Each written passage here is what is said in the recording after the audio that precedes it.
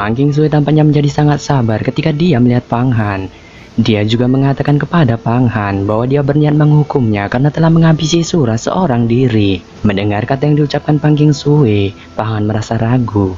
Dia juga mengelak dan mengatakan bahwa tidak ada bukti yang jelas untuk menghukumnya karena telah menghabisi Surah. Mendengar kata yang diucapkan Pang Han, Pang Kingsui menggelengkan kepalanya dan tidak mau membahas masalah ini lagi.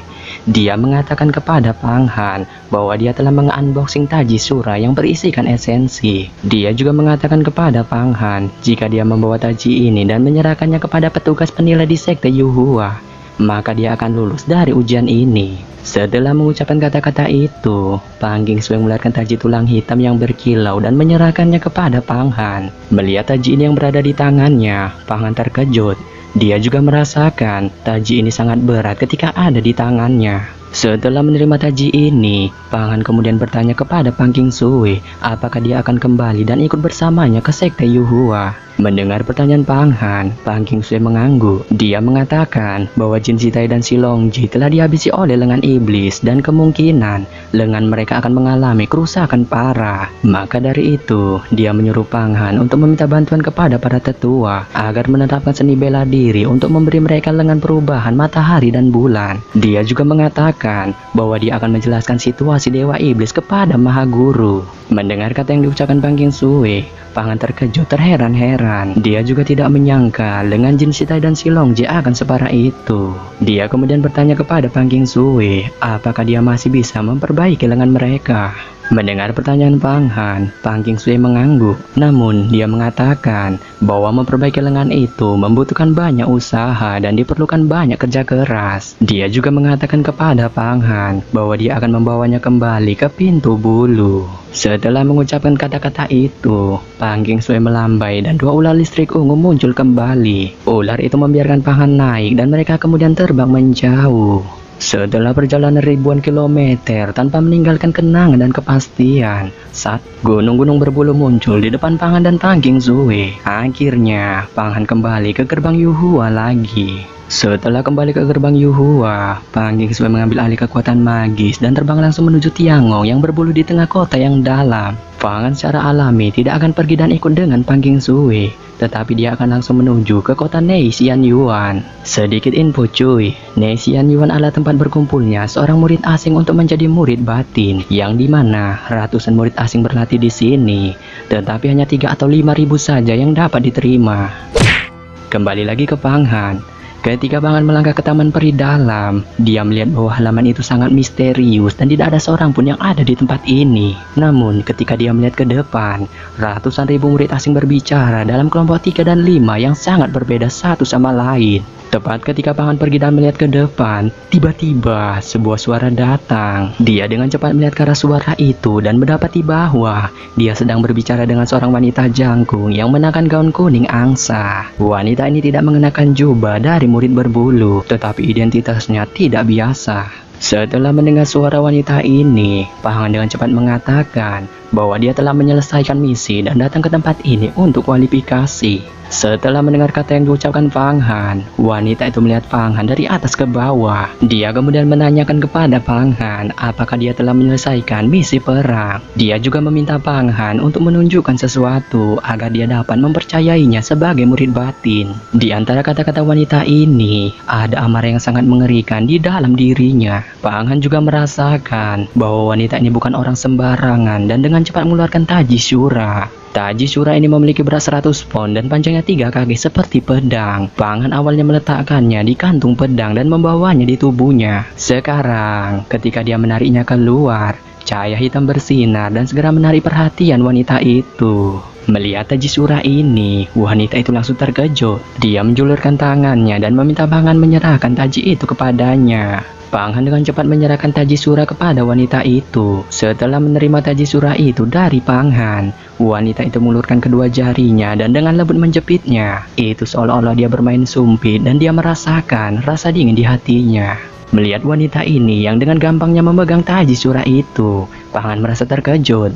Dia juga bisa memperkirakan bahwa kekuatan wanita ini 2 kali lipat dari kekuatannya. Wanita ini melihat tubuh Pang Han ke atas dan ke bawah lagi dan tampaknya berusaha melihat kekuatan Pang Han dengan jelas. Dia juga sedikit tidak percaya dia bisa menghabisi Shura. Wanita itu kemudian memandang Pang Han sebentar dan menarik kembali tatapannya. Dia melemparkan taji Shura itu kepada Pang Han dan langsung mengajaknya menuju ke kedalaman halaman. Melihat ini, Pang Han dengan cepat mengikuti di belakang. Setelah 9 belokan dan 18 belokan, bebatuan, danau, pavilion dan koridor yang berkelok-kelok tiba-tiba terbuka di hadapan Pang Han. Ini adalah istana kesedihan dan banyak murid berdiri di kuil. Pada saat yang sama di tengah aula, ada meja giok putih dan beberapa tetua elang duduk di belakang meja ini. Murid dalam berbeda dari murid asing. Murid dalam dan tetua dari Gerbang Bulu berlatih bersama. Sementara para murid asing dibiarkan begitu saja untuk pergi berlatih sendiri. Saat para penatua dari Gerbang Bulu bertanya kepada murid dalam satu persatu.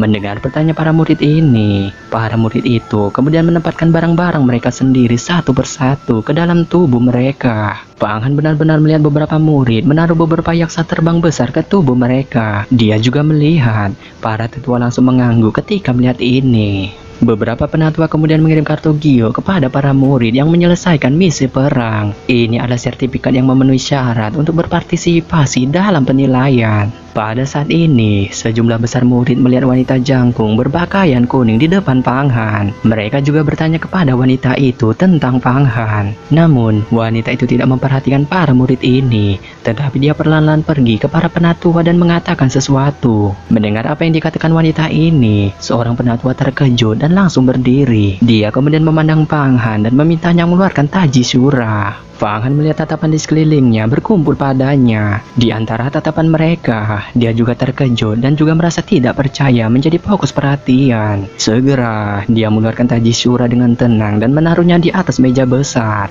Melihat taji Shura ini yang ada di atas meja, para penatua langsung terkejut terheran-heran. Mereka segera memegang taji Shura itu dan beberapa penatua langsung memandang Pang Han. Tampaknya ada yang tidak percaya, tetapi taji Shura itu benar-benar asli. Mereka hanya bisa mengakui bahwa ia memiliki kualifikasi untuk menjadi murid dalam. Melihat bahwa Pang Han memiliki kualifikasi, seorang penatua memberikan 2 botol kecil dan kartu Gio kepada Pang Han. Dia kemudian melambaikan tangannya untuk membiarkan Pang Han turun.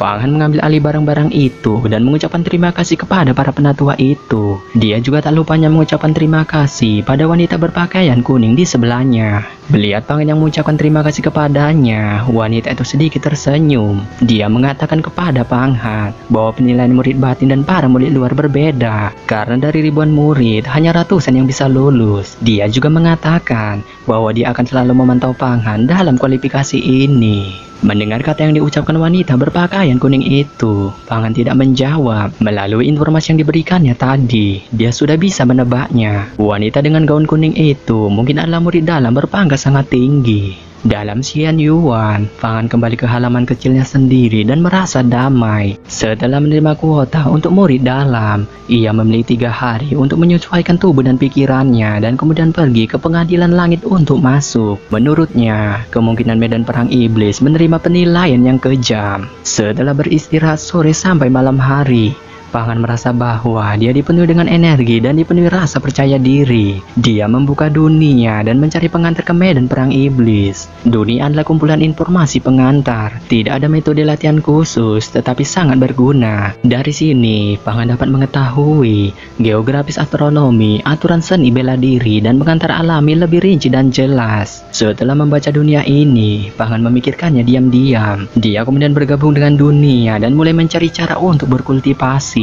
Setelah berpikir sejenak, tangannya berayun dan beberapa darah dan seukuran kenari muncul di tangannya. Dia menjepit darah itu, memasukkannya ke dalam mulutnya, mengunyahnya 2 kali dan menelannya. Tiba-tiba ada udara panas di perut yang tersebar di semua sisi. Itu penuh dengan tulang naik ke otaknya dan tiba-tiba terasa mencair. Pang Han memuji obat kuat yang bagus ini. Dia menggelengkan kepalanya, sedikit linglung tetapi sangat nyaman dan merasa mengambang di awan. Pang Han dengan cepat mengangkat keterampilan spiritual Yuan Chen, sementara tubuhnya terus bergerak memainkan metode tinju. Keadaan saat ini linglung seperti ini tampaknya terjaga dan tidak ada ketakutan di dalam hatinya. Maka dari itu, ini adalah kondisi kultivasi terbaiknya. Di bawah penggunaan konstan dari daging, darah ganas dan pasang surut terus mengalir ke otaknya. 2 jam telah berlalu dalam pelatihan ini. Pangan terus-menerus melatih tubuhnya, memanaskan semangatnya, dan beristirahat sebentar setelah lelah. Setelah memulihkan semangatnya, dia terus berlatih lagi. Di bawah kultivasi intensitas tinggi seperti ini, pikirannya menjadi semakin jernih dan otaknya sendiri menjadi semakin jernih. Pangan tiba-tiba melangkah keluar, membanting telapak tangannya. Jendela di kamar isinya terampas oleh angin dan telapak tangannya yang ganas mengandung ombak mengamuk. Darah terus naik tajam dan sisi dingin wajahnya menjadi memerah. Dia juga merasakan bagian misterius otaknya.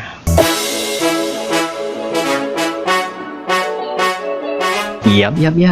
Jadi, apakah Pangan dapat melewati kultivasi yang mengerikan itu ya? Iya, kita tunggu aja di cerita selanjutnya. Bye-bye.